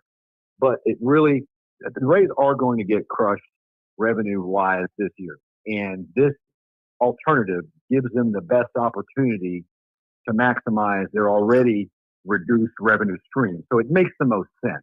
And that's why I don't blame some of the commissioners in Pinellas County. I know a lot of people do, but from an elected standpoint, they've got to look out for the taxpayers. They've got priorities. And for new commissioners, they shouldn't be asked to vote on something their very first meeting. I mean, we go through that every cycle with our board on much smaller projects, 1 million, 2 million, 5 million that a previous board approved, yet a new board comes in and they may have different priorities. So I don't fault them on that, but they made the right decision, and I'm looking forward to it. I think not only for the team, but also for the fans, and it's going to be a smashing success, and we'll see how things play out. Can you expand that? There's a lot of room in left field and the outfield. I don't know if that's a retention pond or what. I don't know about the engineering, but there's room to expand Steinbrenner and add considerably more seats. I'm talking about maybe 3,000 to 7,000 more. Is that something that we're thinking about doing? Any other embellishments they're going to add? I know they're going to make it very Rays friendly with the temporary signage, which is cool. But what else? What can you tell us about that part of it? Honestly, I'm unaware of any plans to dramatically change the configuration. Just being familiar with the complex, I think you lose a lot of seats by having right field and the way they have it laid out there. I guess in theory, you could eliminate some of that social sitting stuff, and you could erect temporary stands or additional stands there. I guess just thinking on the top of my head, but I don't believe there's going to be any dramatic increase in capacity. That'll be a conversation. I'm actually going to see CEO Eric Hart here over lunch, and I'll ask him that. But I don't think that's going to occur. But one thing again, I want to stress: we are working the Yankees, the Sports Authority, very closely with the Rays, with the Yankees, with MLB to make this as smooth and transition as possible for the team. And I'm really looking forward to it. Can't wait, partner. I think it's going to be outstanding. Anything else you want to say or that I've forgotten to ask you about this process? I don't think so. I think that, we're going to continue to be respectful of the process. We're going to see how things play out. And when that time comes, again, I don't know if that's today, tomorrow, or a year from now, we're going to be ready to have that conversation, and we're going to do everything we can to make it happen, to ensure that the team remains here in Tampa Bay for generations to come. Well, Ken, listen, I've said it many, many times. As I said about Tino, I mean, you didn't hit any World Series home runs, but you played some serious college ball at the Gators. You've grown up with this. I know it's something that's near and dear to your heart, and you're passionate about it. And just in Steinbrenner Field alone, it's going to be a great realization for you and many people who've grown up in this Tampa area that have been waiting to show their passion for this team. And I think it's going to be a huge success. So congratulations for your diligence and your courage in the face of a lot of negativity. You and I have shared a lot of that together. So I appreciate your courage. I appreciate your courage, and let's see this thing through. I hope it happens. I know Steinbrenner happen, but the big ticket, hopefully we'll see. No, amen. And again, I want to thank you for your kind words and generosity, and especially for fighting a good fight, because you've been taking a hell of a lot of arrows here through the years, as I have. Yes. And I've just said you never say never, and the doors always been left open, and you never know. All right. So. Thanks, Ken. Appreciate your time. Thank Bye. you. Tell Eric I said Bye, buddy. hello. Take it easy. And watch out for All right, snakes. we'll do. Bye. Old Hurricane Helene put a hurting on Tampa Bay, and for many of you, the rebuild will be a long process. You must beware of unscrupulous contractors offering up quick fixes for incredible prices. It's a scam. So go with long-standing reputable companies like Third Generation Plumbing and AC. My friend John Rodriguez has been serving Tampa Bay since 1995 with hundreds of five-star reviews. If you need a new AC system or any home repairs from Helene, they will work with insurance companies to get you taken care of quickly, expertly installed, of course, and a 1-year maintenance plan and 10-year warranty included on all AC units. 0% financing for 60 months. Contact them at thirdgenerationplumbing.com or 813-961-8024. That's 813-961-8024, thirdgenerationplumbing.com. So many of our Tampa Bay neighbors are finding out the hard way from Hurricane Helene that homeowners insurance does not cover flood damage. You must have flood insurance. It's a separate policy. Immediately call Italiano Insurance at 813-877-7799, and they will shop around to find the best policy before rates go up. Lock it in. Over 60% are underinsured in Florida, or you're not getting your discounts that you're entitled to. So do an insurance checkup at Italiano, and they could save you thousands of dollars. Italiano will make sure you're with a highly rated insurer, so there are no surprises in your time of need. Our hearts go out to all our neighbors devastated by Helene. These are the times we're proud to protect all the pieces of your life. Italiano Insurance, 813-877-7799. Hey, it's football season, and we welcome back the Gator Report every Monday and Friday, sponsored by the Jeeves Law Group, Jeeves lawgroup.com. Just go to the website. You can contact them through there. Scott Jeeves is a tremendous, aggressive attorney and a big Gator fan, so we appreciate him supporting this show and, of course, your Florida Gators. They are local, they are trusted, and they get results. Whether it's personal injury or anything else, any law matter at all, it's the Jeeves Law Group, Jeeves lawgroup.com. Give them a call. Tell them JP sent you. Ciao, Paolo Tini here, owner of Caffè Paradiso, one of South Tampa premier traditional Italian restaurant. We were recently voted number 3 on Open Table list of Tampa Bay's top 10 restaurants. We're very proud of that because we take great care of preparing each dish by hand with homemade sauces, pastas, only the freshest local ingredients. You won't see the big institutional vendor trucks pulling up to our back door. We get our seafood from local vendors. Sometimes I even drive out to Topper Springs and pick out our daily catch right off those boats. So stop by and say hello. Try our traditional lasagna, the fresh veal, some of our signature dishes like capelli al granchio, that is angel hair with lump crab meat, our branzino, that is a sea bass. We're located at 4205 South McDill, and you can make a reservation on Open Table and read all the great reviews. See you soon. Ciao. Grazie. Let's go. Right now, back to the show on FanStream Sports. All right, welcome back to the JP Peterson Show here. An interview I've been looking forward to for quite some time. I want to welcome in Chris Latvala. I hope I'm saying that correctly, Chris. If I pronouncing that correctly, of the Pinellas County Commission. Welcome into the show. Really appreciate you jumping in here. And first and foremost, I want to establish you as the Rays fan that you are, because I heard you do an interview yesterday, and I said, this dude knows the prospects. He's been around forever. Let these people know how much you love the Rays and how much you love baseball. You've been around since the Esteban Gone days, which I just love. You know what I'm talking about, right? Yeah, Those gigantic, I remember, right? I remember going to the games and, late 90s, early 2000s. And, when we had a lead in the 7th inning and certain members of the Rays bullpen got in the game was effectively over. And so, the Lou Piniella days, were a lot of fun. The Quentin McCracken, Damian Rolls, Aubrey Huff, the Hit Show. Vince Namoli, of course, right. And so I'm a Rays fan through and through. And, the current regime of the Rays, has some of the brightest baseball minds in the MLB. Several general managers and front office folks around the league got their start in Tampa Bay. Right. And so, whether it's, the Willie Adames trade when he was a throw-in, and he turned into who he was. We fleeced the Mets in trades. We have bright front office people, and I used to complain when we traded veterans, but now it's okay. Well, we get Isak Paredes. I'm going to keep my mouth shut because he's going to end up becoming an all-star, somebody that I've never heard of.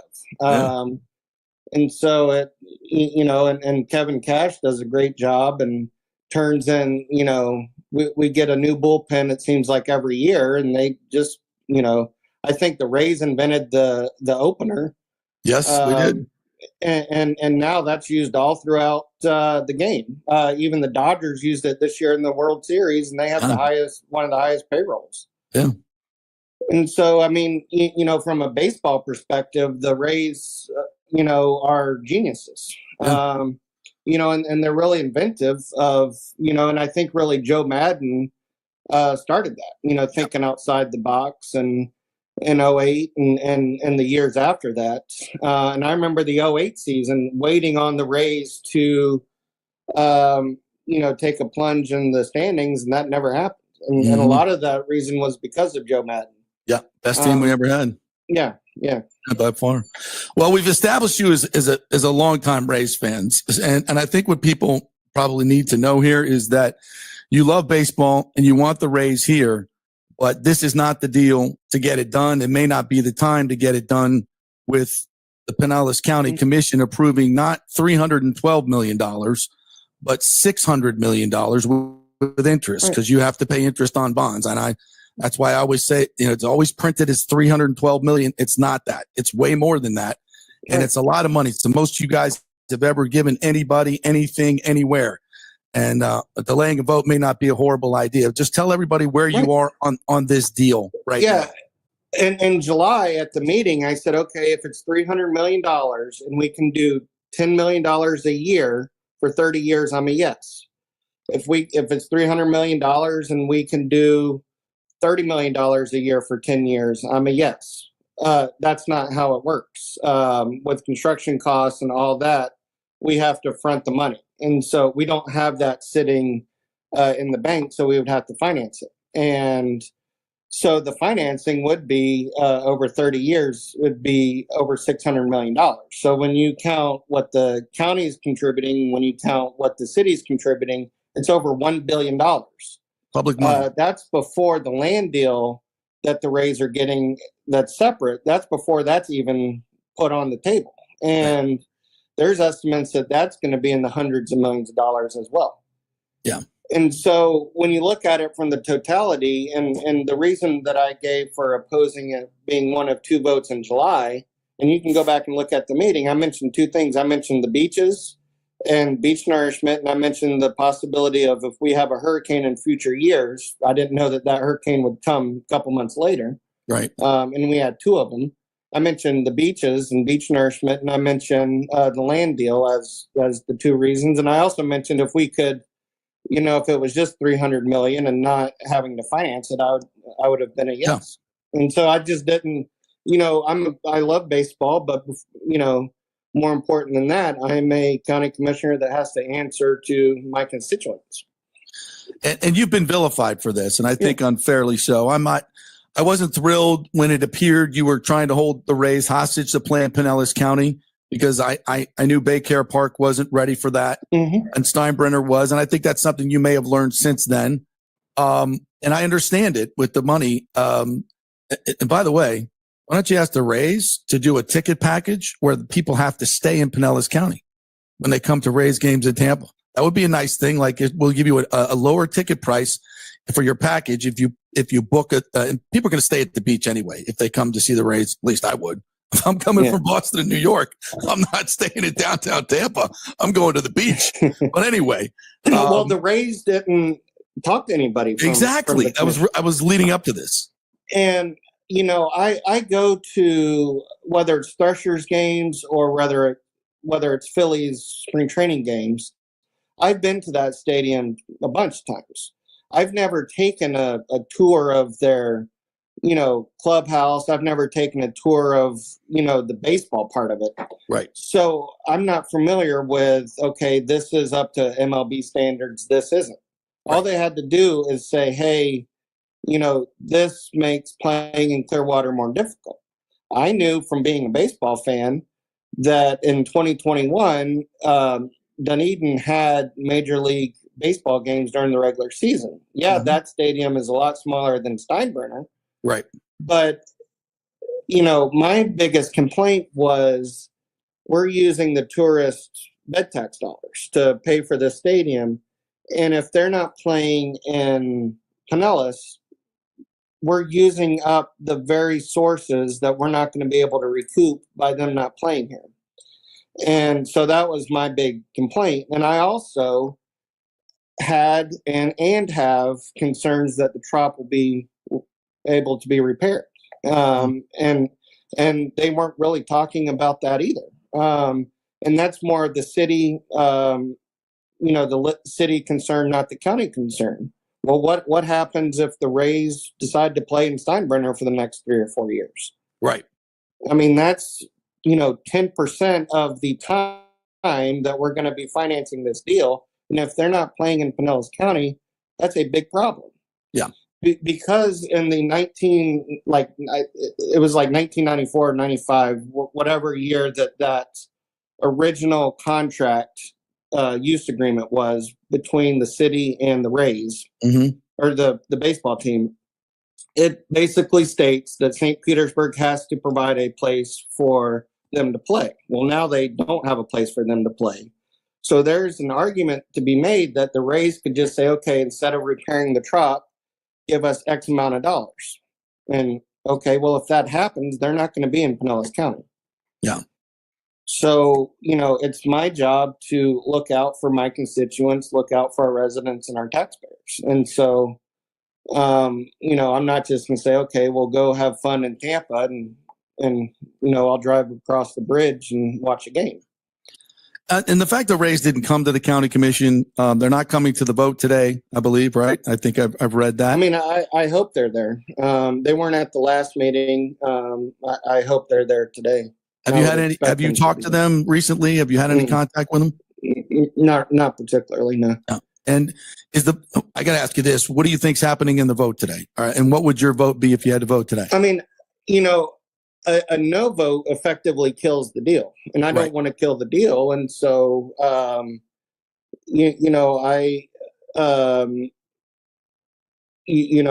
would be, in favor of just delaying it and seeing, okay, because we have until March to approve the bonds. Yeah, well, that's the other thing. The original deadline was March to approve the bonds, and here, and if I could bring Stu into this, he's like, I'm killing the deal now because we've got, according to him. And by the way, I'm not going to take everything that he says and says to the Times as gospel because we've been fooled many, many times before. He's been very disingenuous about things, and so I'm not just going to take it on face value. How is it you can't go forward when the deadline was originally March anyway? That doesn't work for me. Does that work for you guys? Well, and you've been around, long enough to know that he's used this tactic for 10 years. Yes, if absolutely. I've highlighted it well on my show. I'm going here, so, and it's interesting that he always uses a particular reporter and a particular newspaper to, I've had issues with that as well. They don't, I know Channel 10 sent some questions over there, Elman Klosky. They're not answered. We tried why not do a press conference? We're talking about the biggest expenditure in the history of the county and the city. And we can't have the owner do a press conference and be accountable to all media instead of just talking to one. And I really feel bad for the position that the Rays are in. I do too. And the fact that the trop was damaged. 40,000 houses in Pinellas County suffered severe damage as a result of the 2 hurricanes. The Rays are not the only business in town that was devastated by the hurricanes. Right. We don't go around giving $1 billion to each of those businesses. That's right. And so I would expect, them to come to the table and say, okay, the situation is different than it was. Yeah. And, I find it, ironic that the county commission delayed one time and he's saying, okay, they're not good partners. When if you go back a year ago, when, it's first starting, or maybe even more than a year ago, and you look, it was consistently delayed at the city council level. We're having a meeting this week to vote on it. Oh no, we're pushing it back a month. Well, it wasn't because they were worried about the votes. I can give you that much. It was because there were people that were negotiating that wanted to add things to it. Yeah. And those people were not the city or the county. And so that was the Rays. It was the Rays asking for everything. Right. Yeah, this has been called by people who have worked, by former mayors and people that have worked in county administrating and have done other deals that have looked at the deal as the worst deal we've ever seen in a stadium. It's the smallest city municipality to ever give the biggest corporate welfare tax subsidy for a stadium ever.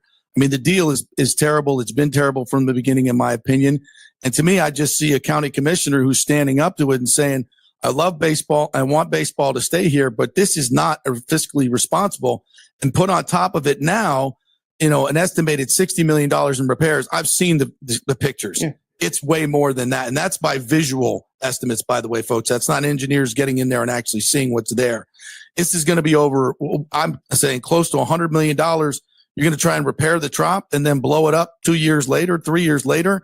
And the mayor actually called this fiscally responsible. I don't get that. I don't get that. I know you met with the mayor yesterday. What transpired? Yeah, I mean, the mayor and I are on opposite political spectrums. But I believe that, he's an honest guy. And certainly he wants the Rays to stay. And he's trying to keep the deal together. And, it was a productive meeting. And I don't want to speak for him, but, I don't think the Rays are really talking to too many people in town. Do you think they're trying to get out of the deal? And so Stu can take the real estate money, the huge windfall there of $600-700 million and maybe sell the team? Do you think it seems like to me, if I really wanted to get the deal done, I'd be number one, talking to Pinellas and saying, hey, sorry, we didn't talk to you guys, but here's the deal and why we had to go. And I'm sure Major League Baseball had a big say in that. It just wasn't the Rays. But he hasn't done any of that. I think when you have tried for 10 years to say, if we don't get what we want, we're leaving town. And you don't show up to a meeting when they're voting to give you $300 million. Well, actually $600 million. I'll correct you. And then there's another meeting and the county commission makes it clear, hey, we want you to stay in Pinellas County, talk to us. And at the meeting that we had last week or week before last, several of my colleagues said, we haven't talked to them. We want them to stay in Pinellas. I was not the only one. Right. An hour after that meeting, they had a press conference or a press release with the Yankees saying we're playing in Tampa. I mean, that's not how you conduct business. So, I mean, if I'm trying to get out of a deal, I go to the newspaper and say, oh, well, they postponed one meeting, deal's off. Well, we still have 3 or 4 months to try to get something together. And may I jump in here and say, and unfairly in that report, by the way, and that whole article that John Romano wrote, it basically painted you as the villain. As the villain, and you got death threats so much so they had to arrest somebody. I hope you and your family are safe. That's just unconscionable. And there was nobody standing up saying, except maybe me, hey, wait a minute. It's not this guy's fault. He was a no vote to begin with anyway. Right. What are we doing? Why are we putting it on him? Come on now. And for 2 years, the Times has written several times that, oh, by the way, the Phillies gave a political donation to his father, which was $10,000. Political donation, not a personal donation. They have never reported, oh, by the way, the Rays also gave his father a political donation. Those political donations total up to $30,000. Oh, interesting. Yeah, we didn't put that in the story? No. And for 2 years, I've asked them, hey, please make this correction. Saturday, I emailed them, hey, please make this correction. And John Romano wrote back and said, I don't believe that this is relevant. I don't understand how him getting a Phillies donation is relevant to a Rays vote, but my father getting Rays donations is not relevant to me voting on a Rays stadium. It's absolutely relevant, 100%. Right. And then bizarrely in the same email, and I posted it online, he said, you also didn't mention that the Rays gave $1 million to the Tampa Bay Beaches Chamber of Commerce for hurricane relief. Well, I'm a Rays fan, but I don't work in their PR department. It's not my job to go on the county commission and say, hey, by the way, did y'all see that the Rays gave $1 million to hurricane relief? Yeah, absolutely not. Do you trust Stu Sternberg?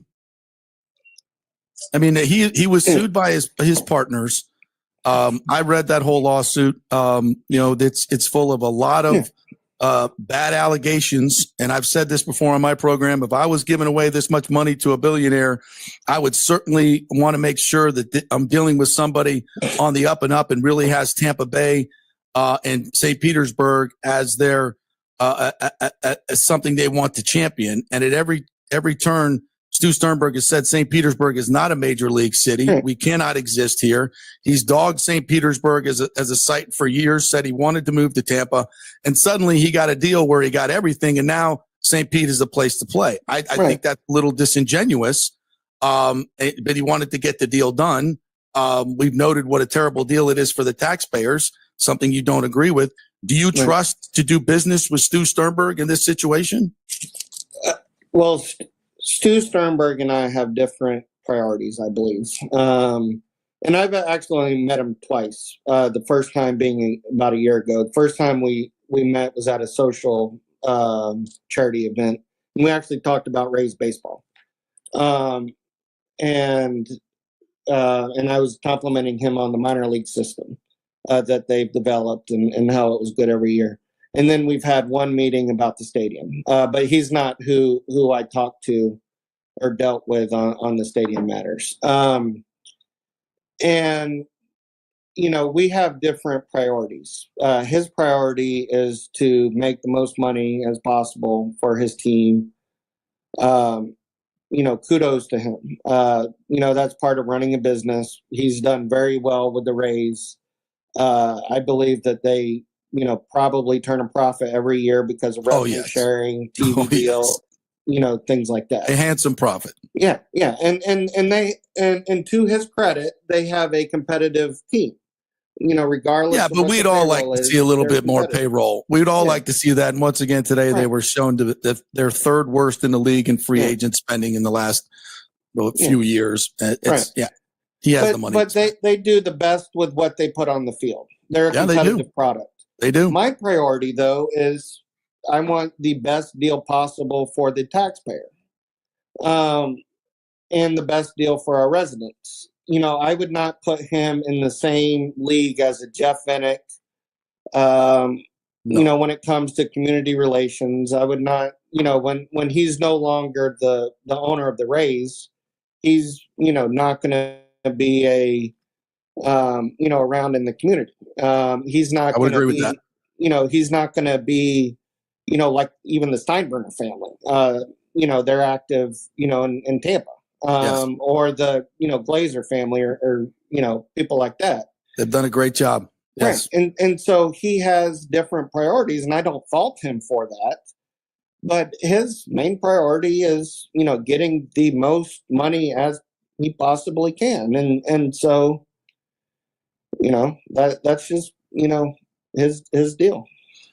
How do you think this deal can be saved and be responsible to the taxpayers? Do you think the Rays would agree to put in more money or do this differently? And there's a huge amount of money available in this real estate deal that could be put towards the stadium. I know he's allowed to sell that. He could literally sell it tomorrow to Hines for what it's really worth, up to $600 to $700 million. The other acreage, just sell the team and walk with the money. Like that's that, and that's what we've heard that could something I predicted 2 months ago, by the way. And the stadium would never be built. Do you think that's possible? Oh, I mean, that's certainly possible. And that's what some of our frustration was in July. I have not spoken to my colleagues, of course, because of the sunshine law. I saw a article this morning in the Times, that talked about what some of my colleagues were thinking. And it does seem like, some that were no's could be persuaded to yeses by doing something similar to what you said. And, hey, business is different than it was just a few months ago. We had two hurricanes. Yes. And, nobody wants to see baseball leave, but, some of us that said this wasn't a friendly deal in July, now 2 hurricanes later, it certainly is not a friendly deal when we don't know what the Army Corps is going to do with the beaches. And that money, by the way, I think another misnomer is that this money can only be used for stadiums and some other things, but it can also be used for beach renourishment and things, right? That money could be used for things that bring more people in. So it's something, right? And we're currently in a fight with the federal government and the Army Corps of Engineers, because for decades that was something that the Army Corps of Engineers did. Now they're not doing it. They're saying that residents along the beaches have to sign easements over, which is a private property issue that I'm not going to bore sports fans with. But that's something that's never going to happen because you have to get 100% of those property owners to do that. Okay. I believe that the federal government should do that. But if they don't, we're going to have to pay for that ourselves. And also FEMA has said if you pay for it yourselves and a hurricane or any kind of storm comes, you will not get FEMA reimbursement. So that also puts us behind the 8 ball. And part of the reason you're delaying the vote to find out how that's going to pan out. And you have an owner that's saying, I don't care that you've had hurricanes. It's just like no, if you delay it, I'm out. Even though the deadline was March, if you delay, I'm out. I mean, come on. I mean, it's a little. So the vote to delay was 6-1. Right. The vote to approve the project in July was 5-2. 5 people for, 2 people against. It's a reasonable to after the hurricane. The vote to delay was 6-1. So you do the math, and there's several people that voted for the project. Then said, okay, wait, let's delay this because there are now variables that we were not expecting that we need to have some time on. And then you have Stu saying, oh, well, they're no longer, partners and, baseball may be gone.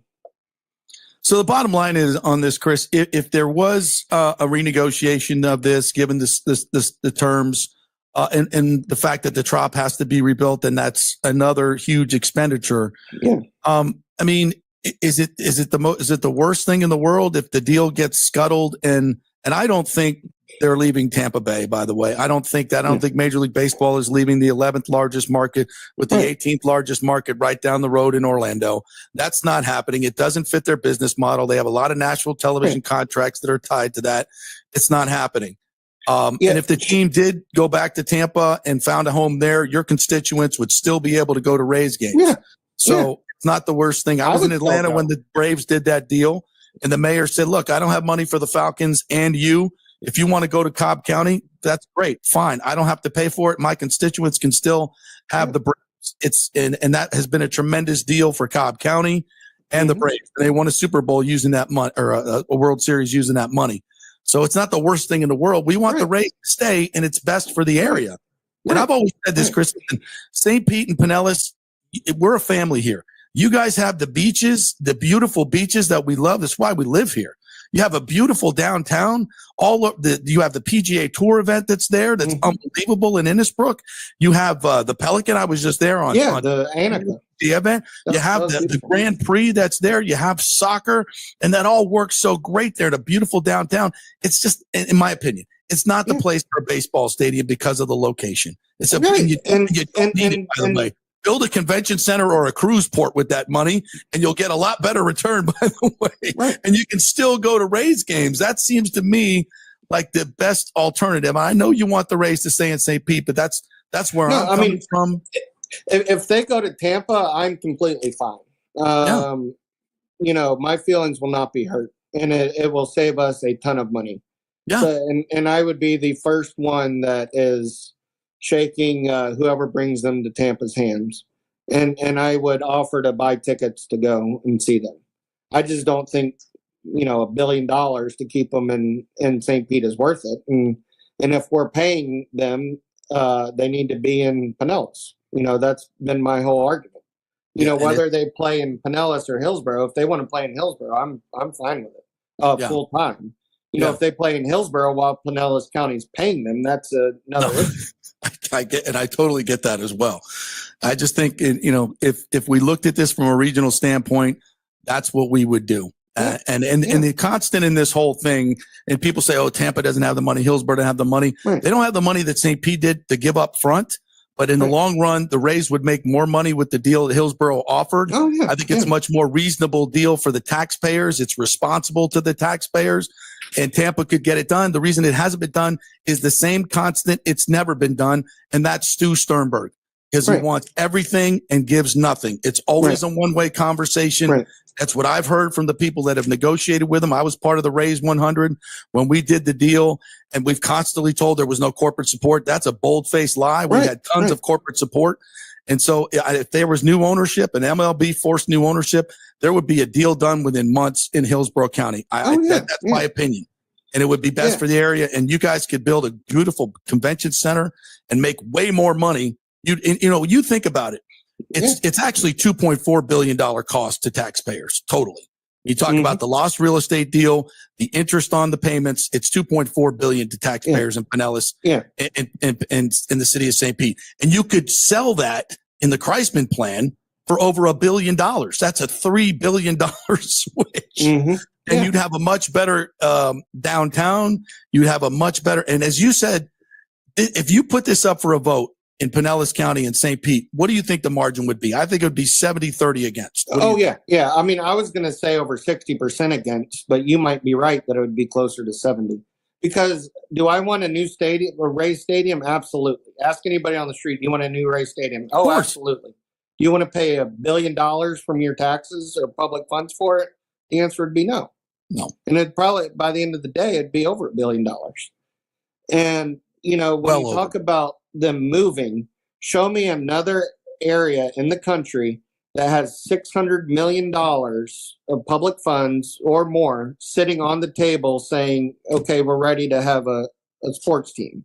In addition to a $1.5 billion relocation fee or $1 billion relocation fee the owner would have to pay, in addition to buying the team for $2 billion. Right. And people just think, oh, they're going to Nashville, they're going to Portland, they're going. No. And by the way, MLB has to approve that. A move. And why would they do that to themselves? Take an expansion fee from themselves and just, oh yeah, Stu, we love you. Yeah, go. That's cool. And the other owners would much rather have expansion than have another team relocate. Yes, absolutely. And so, I mean, that's why he was, literally laughed at when he wanted to do the split city concept with Montreal. That's right. So, well, Chris, listen, I hope you and your family are safe. Oh yeah. I hope that, nothing comes of any of that stuff. And I hope people stop vilifying you for doing what your constituents voted you to do. And I appreciate you being bold enough to stand up for this and stand up for what's right, because it's so easy to just roll over and do the wrong thing. And I appreciate your courage in doing so and speaking out about it. I do appreciate that. So thank you very much, JP. Good to be Chris. Appreciate it. Be well. Well, some very interesting things there from Ken Hagel and Chris Lapple, and I hope you enjoyed the Joe Maddon and Rondé Barber interviews. as well. As far as where the Rays stand right now, of course, they're playing in Steinbrenner Field. Tickets will go on sale shortly. They just recently announced 2 trades of series with Minnesota and the Angels. So they're going to trade summer series for series they could play at Steinbrenner when it's the weather is fantastic. So they'll play 37 of their first 58 games at Steinbrenner Field, and then of course they're going to be on the road a lot of games in the summer to kind of make up for that. But I like that. They'll have a great vibe. I think the place is going to be absolutely packed. It's going to be exciting outdoor baseball. We can smell the grass. The weather's going to be nice in March, April, and May. They're going to have all these games. It's going to be fantastic, and you're going to really see what baseball in Tampa was meant to be, and the energy and the passion for the game. I'm predicting sellouts galore. And I think it's just going to be a great vibe. The players are going to love it. Absolutely playing in front of a full house each and every night. And don't forget, it is a, quote, minor league stadium, but there's nothing minor league about Steinbrenner. I mean, it has all the accoutrement that you would want in a major league stadium. I think it's a better stadium than the Trop, quite frankly. Yes, there'll be some rain challenges later in the summer. We get all that. But, on average, the Tarpons have only had, who play there in that stadium, only had 6 rainouts a year. So it's not that big a deal. So anyway, I think it's going to be a great vibe, going to be fun, and I can't wait to be in that stadium and watch the Rays play. It's a beautiful, beautiful stadium. We'll also remind you, our great friends at the Golden Diamond Source, their Black Friday sale going on this week. It's their 40th anniversary, their 40th Black Friday, and the first 40 people to buy a $1,000 gift card will receive one of the 40th anniversary gold sand dollars, much coveted to commemorate our 40th anniversary there. Plus, we'll still have the $1,000 gift card match all the way up till Black Friday. This means you can buy a $1,000 gift card and they will match it, gives you up to what? $2,000 to spend. We can do the math. And on Saturday and Sunday, you can purchase up to a $500 gift card and they'll match that, giving you $1,000 to spend. You can do lower numbers as well, but you're doubling your buying power there. So, of course, it's the holidays. Make it the Golden Diamond Source. Keep that money local here, folks, so we can continue to recover from the storms. Our local businesses still need those businesses. Christmas is a big time when they make a lot of their money. So let's keep it all local, and that starts at the Gold and Diamond Source, 3800 Clearwater, Almerton Road in Clearwater.